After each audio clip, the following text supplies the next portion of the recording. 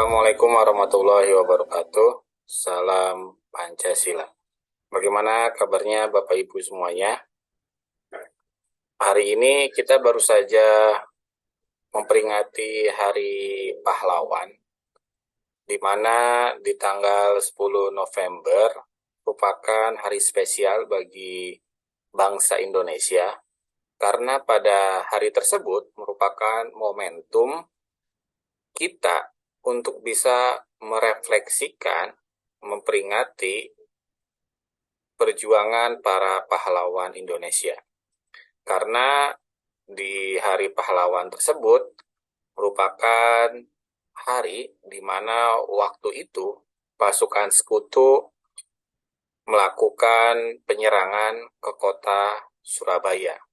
Kemudian dengan semangat jihad yang menggelora, para arek-arek Surabaya mempertahankan dengan gigih kota Surabaya hingga akhirnya bisa menguasai dan bisa mempertahankan kota Surabaya dari agresi militer Belanda pada saat itu.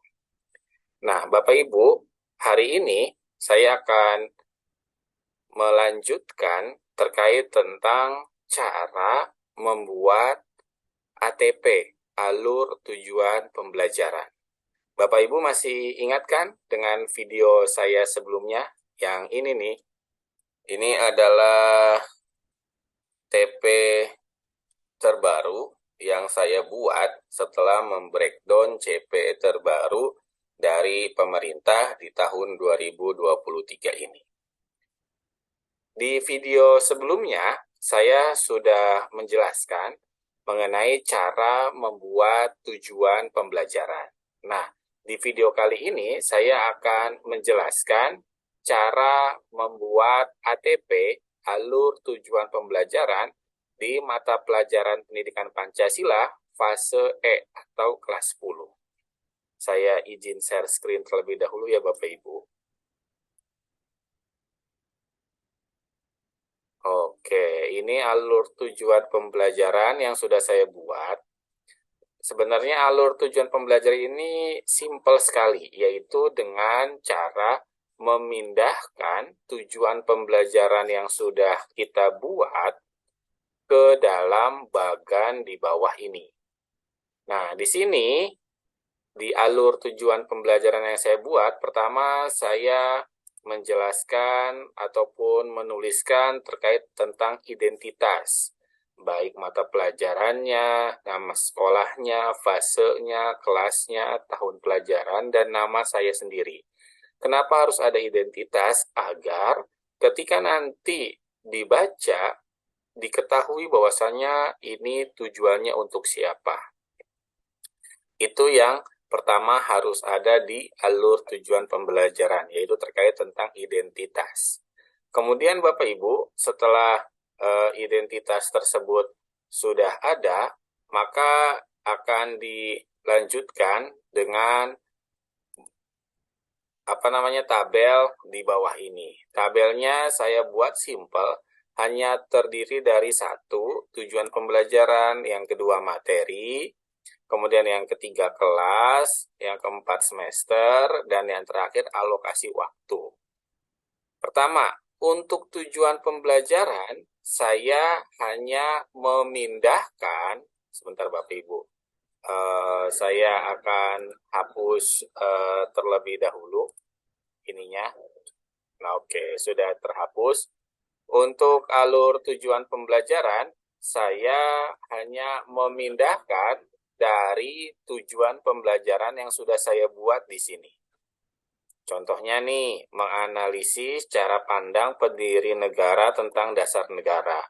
Nah, ini akan saya drop atau akan saya copy paste atau akan saya pindahkan ke kolom di bawah, yaitu terkait tentang tujuan pembelajaran. Nah, ini menganalisis cara pandang pendiri negara tentang dasar negara.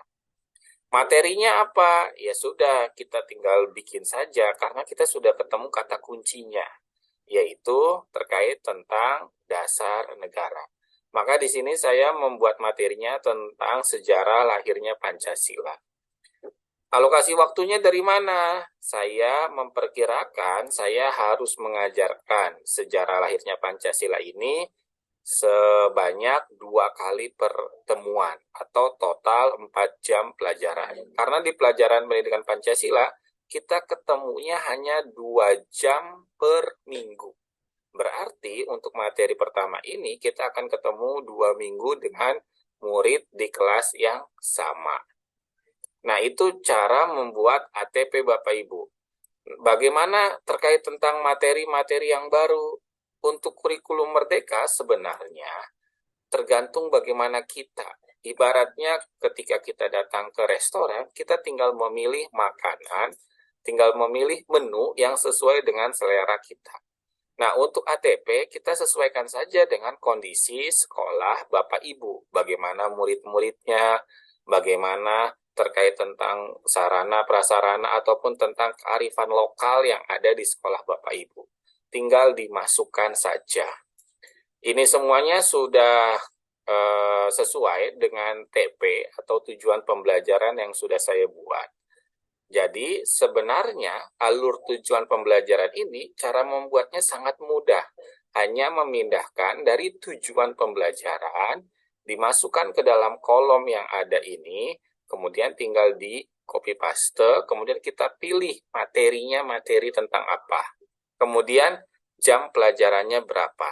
Contohnya nih, kayak di elemen Undang-Undang Dasar Negara Republik Indonesia tahun 1945. Di U1.5 ini saya membahas materinya tentang hierarki perundang-undangan. Nah, pertemuannya 3 kali atau 3 minggu, total 6 jam pelajaran. Kenapa bisa banyak? Karena menurut saya materi hierarki perundang-undangan ini harus dipahami secara lebih mendalam dan disampaikannya secara bertahap. Karena terkait tentang urutan, terkait tentang makna dari masing-masing perundang-undangan itu. Contohnya, Undang-Undang Dasar Negara Republik Indonesia tahun 1945, di bawahnya ada apa, di bawahnya apa lagi, terus sampai ketemu Perda, Peraturan Daerah. Jadi itu Bapak Ibu yang bisa saya sampaikan terkait tentang ATP atau alur tujuan pembelajaran. Dan jika Bapak Ibu ingin meminta ATP saya akan senang hati akan memberikan kepada Bapak Ibu. Dan jangan lupa nanti kalau ingin meminta, tinggal kita saling komunikasi di email. Tetapi yang perlu saya ingatkan adalah terkait tentang kurikulum merdeka ini, sebenarnya kita bisa berkolaborasi. Di kurikulum merdeka itu kolaborasi sangat penting sekali, sehingga apabila Bapak Ibu punya pemahaman yang lebih, bisa share ke saya. Begitupun sama sebaliknya, apabila saya ada ilmu yang baru, akan saya share di channel YouTube saya. Oleh karena itu, saran, masukan, kritikan dari Bapak Ibu sangat-sangat penting sekali bagi perkembangan channel YouTube saya. Itu saja yang bisa saya sampaikan. Semangat terus Bapak Ibu untuk mencerdaskan generasi bangsa. Dan mohon maaf apabila ada kesalahan. Wabillahi taufiq wal hidayah. Wassalamualaikum warahmatullahi wabarakatuh. Salam Pancasila.